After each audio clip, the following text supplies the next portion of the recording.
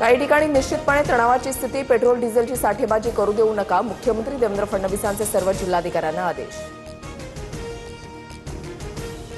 राज्यातील अनेक जिल्ह्यात आजही पेट्रोल डिझेलसाठी नागरिकांच्या रांगा, तर अनेक ठिकाणी नो स्टॉकचे फलक.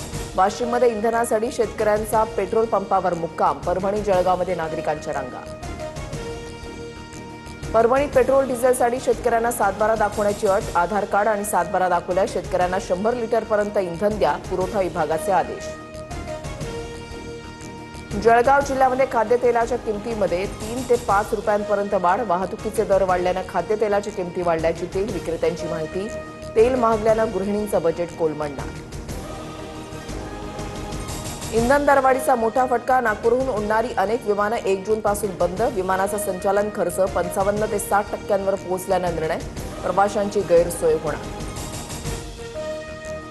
पंतप्रधान मोदींची मंत्र्यांसोबत 4 तासांची महाबैठक, मंत्रालयाच्या कामांचा मोदींकडून आढावा. तर पश्चिम आशियातील परिस्थितीमुळे उद्भवलेल्या संकटाबाबत जनतेला अवगत करा, मोदींच्या सूचना. भाजप नेते प्रसाद लाड आणि मनोज सरांगेंमध्ये जवळपास 2 तास चर्चा. सरांगेंच्या मागण्या शासन दरबारी मांडणार, त्यांनी आंदोलन मागे घ्यावं, लाड यांचं आवाहन. मुख्यमंत्री फडणवीस आमच्यासाठी शत्रू नाहीत, आम्ही समाजासाठी भांडतोय, मला समाजाच्या चेहऱ्यावर आनंद बघायचा आहे, सरांगेंचं वक्तव्य. छत्रपती संभाजीनगरमध्ये भाजप नेते प्रसाद लाड यांना धमकीचा फोन.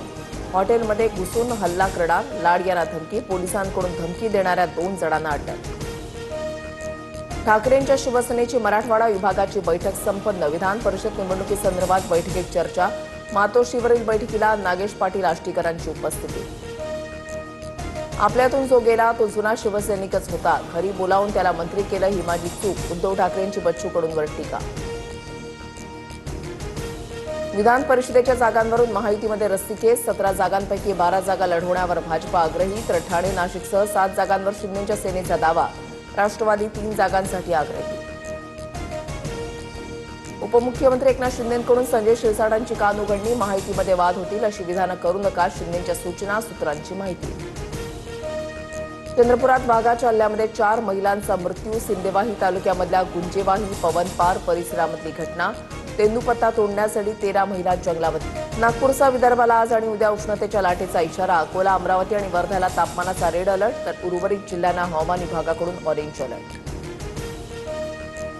नागपुरात 8 दिवसांमध्ये 26 अनोळखी व्यक्तींचा मृत्यू. उष्माघातामुळे मृत्यू झाल्याचा संशय. डेथ ऑडिट रिपोर्टमध्ये मृत्यूचं खरं कारण समोर येणार, मात्र वाढत्या उन्हामुळे आरोग्य यंत्रणा अलर्टवर. नाशिक शहरातील सातपूर आणि नाशिक पश्चिम विभागामध्ये उद्या पाणी पुरवठा बंद. मुख्य जलवाहिनीच्या दुरुस्तीच्या कामांमुळे पाणी बंद. पाणी जपून वापरण्याचा प्रशासनाचा आवाहन.